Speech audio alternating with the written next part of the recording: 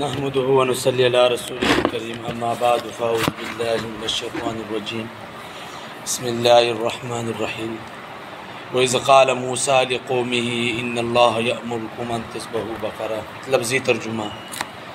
اور جب کہا موسیٰ علیہ السلام نے اپنی قوم سے ان اللہ یأمرکم کہ بے شک اللہ تعالیٰ تمہیں حکم دیتا ہے ان تذبحوا بقرہ کہ تم ایک گائے ذبح کرو۔ قالوا وتتخذونا ہزوا تو بنی اسرائیل کہنے لگے کہ آپ ہمارے ساتھ مذاق کر رہے ہیں، مسخرہ کر رہے ہیں، کہاں قتل اور کہاں گائے کا ذبح کرنا۔ قال اعوذ باللہ ان اکون من الجاہلین تو موسیٰ علیہ السلام نے فرمایا کہ میں پناہ میں آتا ہوں اللہ تعالیٰ کی کہ میں تمہارے ساتھ مذاق کروں، کہ میں جاہلوں میں سے ہو جاؤں۔ قالوا ادع لنا ربک تو بنی اسرائیل کہنے لگے کہ آپ اپنے پروردگار سے ہمارے لیے دعا کریں، یبین لنا ما ہی کہ وہ ہمارے لیے گائے کیسی ہونی چاہیے۔ قال انہ یقول فرمایا موسیٰ علیہ السلام نے بے شک اللہ تعالیٰ فرماتا ہے انہا بقرہ بے شک وہ گائیں لا فارض ولا بکر ایسی گائیں ہونی چاہیے نہ بالکل بوڑھی ہو اور نہ بالکل نو عمر یعنی جوان ہو، عوام بین ذالک اس کے درمیان میں ہو۔ ففعلوا ما تؤمرون کو پس کرو جس کا اللہ تعالیٰ نے تمہیں حکم دیا ہے، بس کر ڈالو، گائے کو ذبح کر دو۔ قالوا ادع لنا ربک کہنے لگے دعا کرے اپنے پروردگار سے ہمارے لیے، یبین لنا ما لونہا کہ اس گائے کا رنگ کیسا ہونا چاہیے۔ قال انہ یقول بے شک وہ کہتا ہے انہا بقرۃ صفراء وہ گائیں زرد رنگ کی ہونی چاہیے، زرد رنگ کی، فاقع لونہا خالص رنگ ہونا چاہیے، تسر الناظرین اور ایسا رنگ ہونا چاہیے کہ دل خوش کرنے والا ہو۔ قالوا ادع لنا ربک پھر کہنے لگے کہ اپنے پروردگار سے ہمارے لیے دعا کرے، یبین لنا ما ہی کہ وہ گائے کیسے ہونی چاہیے۔ ان البقرہ تشابہ علینا بے شک گائے متشبہ ہو گئی ہم پر، وَإِنَّا إِن شاء اللہ بے شک ہم اگر اللہ تعالیٰ نے چاہا لمہتدون ہدایت پانے والے ہوں گے۔ قال انہ یقول فرمایا موسیٰ علیہ السلام نے بے شک اللہ تعالیٰ فرماتا ہے انہا بقرۃ لا ذلول بے شک وہ گائیں ایسی ہونی چاہیے کہ نہ تابع کی ہوئی ہو، تثیر الارض کہ اس نے ہل چلایا ہو زمین میں، کہ اس نے زمین میں ہل بھی نہ چلایا ہوا ہو، ولا تسقی الحرث اور نہ اس نے کبھی کھیتی کو پانی پلایا ہو، مسلمۃ لا شیۃ فیہا ان چیزوں سے محفوظ ہو، اس میں داغ بھی نہ ہو، ایسی گائیں ہونی چاہیے۔ قالوا الآن جئت بالحق کہنے لگے اب لایا تو حق یعنی اب صحیح بات ہو گئی ہے۔ فذبحوها پس انہوں نے گائے کو ذبح کیا، وما کادوا یفعلون وہ ایسا کرنے کے قریب نہیں تھے، یعنی وہ ایسا نہیں کر سکتے تھے لیکن اللہ تعالیٰ کا ان پر فضل ہوا۔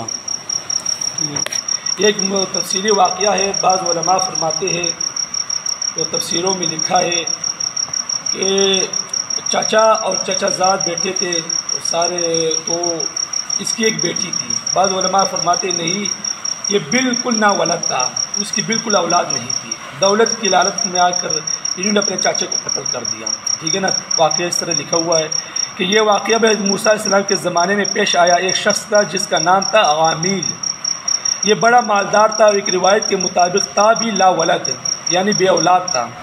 ایک تفصیلی روایت میں آتا ہے کہ اس کے چچا زاد بھائی بڑے غریب تھے، انہوں نے اس کو کہا کہ ہم بھوکے رہتے ہیں اور تیرے بھائی ہے، تیرے پاس اتنا مال ہے کہ کھانے والا بھی کوئی نہیں ہے، لہٰذا ہماری امداد کر۔ لوگ کہتے ہیں اور عموماً دیکھنے میں ایسا ہی آیا ہے کہ لا ولد یعنی بے اولاد، جس کی اولاد نہیں ہوتا بڑا بخیل ہوتا ہے۔ انہوں نے کہا ہم فارغ تو نہیں رہتے مگر ہماری قسمت کے کبھی کام چند مل جاتا ہے کبھی نہیں ملتا، جو ملتا ہے اس سے ہماری ضرورت پوری ہی نہیں ہوتی، اور تیرے پاس اتنی دولت ہے جو شمار میں بھی نہیں آتی، اس سے ہماری مدد کر۔ مگر اس نے کوئی بات نہ سنی، تو انہوں نے آپس میں مشورہ کیا کہ ہمارے سوائے سے کوئی وارث تو ہے نہیں، ٹھیک ہے نا، ہمارا تو اس کے علاوہ کوئی بھی نہیں ہے، ہم اس کے چچا زاد وہی وارث ہے، لہٰذا اس کو راستے سے ہٹاؤ اور اسے جان چھڑاؤ اور مال پر قبضہ کر ڈالو۔ چنانچہ انہوں نے اس کو قتل کر دیا۔ قتل کرنے کے بعد موسیٰ علیہ السلام کے پاس آئے کہ ہمارے چچا زاد کو کسی نے قتل کر دیا، اس کی تحقیق کرو۔ بعض مفسرین فرماتے ہیں کہ ایسے جھگڑالو لوگ تھے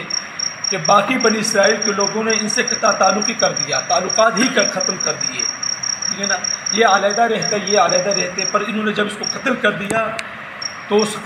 چاچا کو لا کر ان لوگوں کے سامنے ڈال دیا، یعنی کہ جنہوں نے اس کو قتل نہیں کیا تھا۔ تو پھر وہ آئے، جو جھگڑا ہونے لگا کہ بھی دیکھو تم نے ہمارے چاچے کو قتل کر دیا، پھر وہ بنی اسرائیل اٹھے موسیٰ علیہ السلام سے فرمانے لگے۔ اچھا، ایک روایت میں ہے کہ ان کا چاچا تھا اور اس کے بھتیجے تھے، بہرحال ان کا خیال تھا کہ موقع کا گواہ تو ہے نہیں، کوئی ہمیں قتل کرتے ہوئے کس نے دیکھا بھی نہیں ہے، اور ضابطہ بھی یہی ہے کہ مدعی کے ذمے گواہ ہوتے ہیں، اگر اس کے پاس گواہ نہ ہو تو پھر وہ قسم اٹھا لے گا، ہم خود مدعی، ہم پر کسی کا شبہ کرنے کا سوال ہی پیدا نہیں ہوتا، اگر ہمیں کسی نے قسم کرنے کا کہا تو اس میں کون سی بڑی بات ہے، قسم کھا لیں گے اور اس کا ہم مال ہم سمیٹ لیں گے، مگر ان کا خیال باطل ثابت ہوا، اور موسیٰ علیہ السلام نے فرمایا کہ اللہ تعالیٰ تمہیں حکم دیتا ہے کہ تم گائے ذبح کرو۔ باقی تفصیل انشاءاللہ ہم کل پڑھیں گے۔ واخر دعوانا الحمدللہ رب العالمین۔